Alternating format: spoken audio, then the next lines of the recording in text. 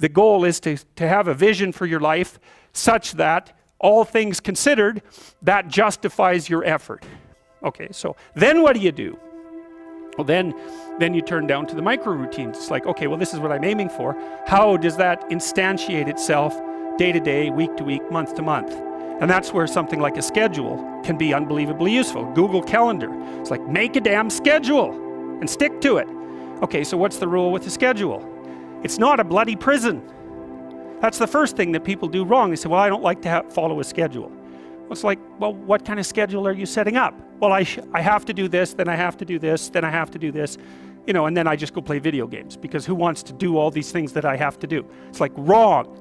Set the damn schedule up so that you have the day you want. That's the trick. It's like, okay, I've got tomorrow. If I was going to set it up so it was the best possible day I could have, practically speaking, what would it look like? Well, then you schedule that. And obviously there's a bit of responsibility that's going to go along with that, because if you have any sense, one of the things that you're going to insist upon is that at the end of the day, you're not in worse shape than you were than at the beginning of the day, right? Because that's a stupid day. If you have a bunch of those in a row, you just dig yourself a hole and then you bury yourself in it. It's like, sorry, that's just not a good strategy. It's a bad strategy. So maybe 20% of your day has to be responsibility and obligation, or maybe it's more than that, depending on how far behind you are. But even that, you can ask yourself, okay, well, I've got these responsibilities. I have to schedule the damn things in. What's the right ratio of responsibility to reward? And you can ask yourself that, just like you'd negotiate with someone who is working for you. It's like, okay, you got to work tomorrow. Okay, so I want you to work tomorrow. And you might say, okay, well, what are you going to do for me that makes it likely that I'll work for you? Well, you could ask yourself that, you know. So maybe you do an hour of responsibility and then you play a video game for 15 minutes. I don't know, whatever turns your crank, man. But, you know, you have to negotiate with yourself and not tyrannize yourself. Like you're negotiating with someone that you care for, that you would like to be productive and have a good life. And that's how you make the schedule. It's like, and then you look at the day and you think, well, if I had that day, that'd be good. Great.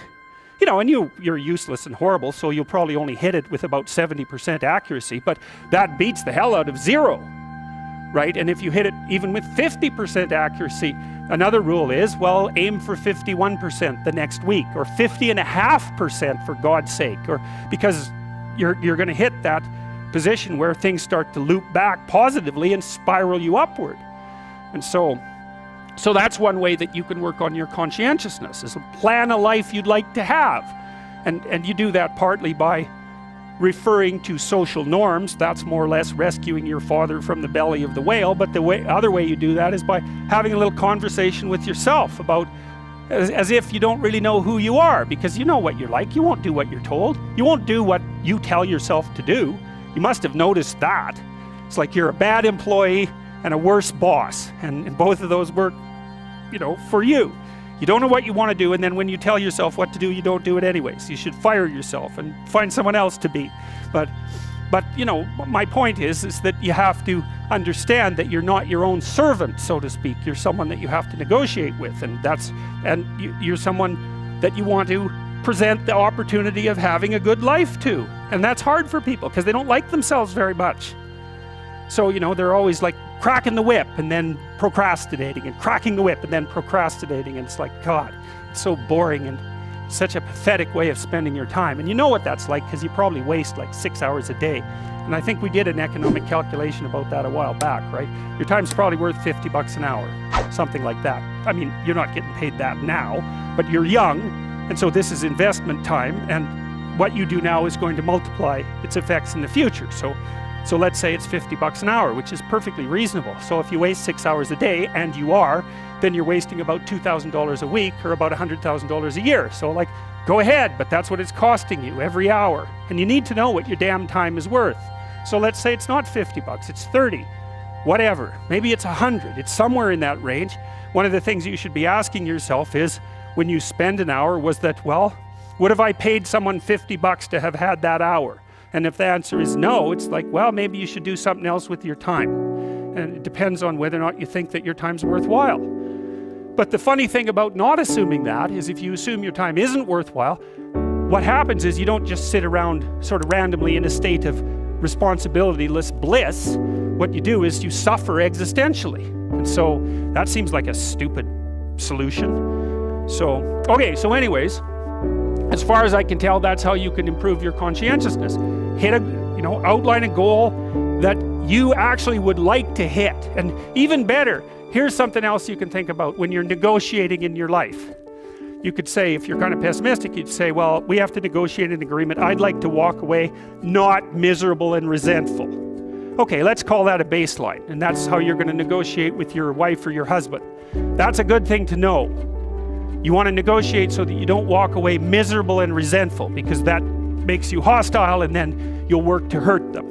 And I would say that's unless you want to hurt them, and then of course they'll happily return the favor. If you want to exist in a place where you're basically hitting each other in the head repeatedly for 30 years, you go right ahead. But I wouldn't say that that's a particularly good way of living. So you might say, well, the minimal precondition for a successful negotiation is that you don't walk away resentful and angry. And so that's also how you know when you have something to say to someone. Because the rule has to be, if you're going to walk away resentful and angry, you've got something to say. Doesn't mean you're right, by the way, but it does mean that you have something to say. But it's kind of a low bar, like if I wanted to live with you for 30 years, maybe we should say, how about we walk away from our mutual negotiations thrilled? Well, why not?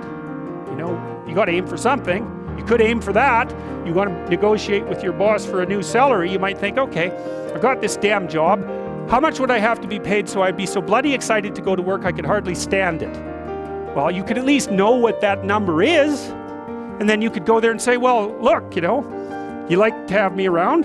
I've been doing some thinking. I think if you paid me this amount of money, I'd be so thrilled to go to work that you could hardly even keep me away from here. And your boss might think, wow, I'd actually really like to have someone around who'd be so thrilled to work that I can't get rid of them. It's like, maybe I can't give you all of that. I'll give you 75%. Maybe we can renegotiate it in a year. It's like, hey, good deal. Or you can, be some weaselly coward and go in there and snivel about how awful your life is and walk away barely able to tolerate the outcome of the negotiation. It's like, I wouldn't recommend that. And it's funny because I've watched people do this repeatedly in my clinical practice, because we plan all the time, because the rule is you're going to come and see me. I'm going to try to help you figure out how to have the life that you want to have.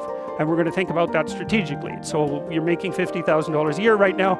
Maybe you should be making $150,000 in 3 years. And they think, well, that couldn't happen. It's like, not with that attitude. That's the first thing. It's like, no, that's not going to happen. If you don't ask people for the damn money, if you don't look for a better job, but they're going to come along and just shovel a boat full of money at you. It's like, no, that's not going to happen. But why is that impossible? You look at you people in here. It's like, what the hell is wrong with you? Nothing. So you can probably have what you want if you could figure out what the hell it was, and then you diligently pursued it. So, and then maybe you wouldn't whine about being alive. That'd be good, because people who whine about being alive are dangerous to themselves and other people. So you might think, I can have what I want, but you better well figure out what it is.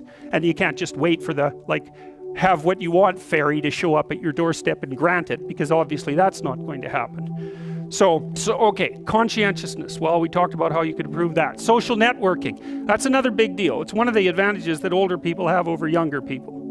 And so, for example, now that I'm in my 50s, roughly speaking, I know a bunch of other people who are, relatively well positioned in the dominance hierarchy, and they know all sorts of people. And so when I go to one of them and say, can you do X, or do you know X? They say no, but I know someone who can. And that's a huge advantage. So another thing that you want to think about as you move through life, and this is that use your ability to network properly. And that doesn't mean schmooze, and it doesn't mean go out and impress people. That's all just complete bloody rubbish. It means you try to surround yourself with people who are competent in multiple different dimensions, and you maintain your relationships with them. And that's a trading relationship too, right? It involves reciprocity. But it's a huge advantage. A social network is a huge advantage, and that's something extroverted people can be really good at, because they have that sort of social ability.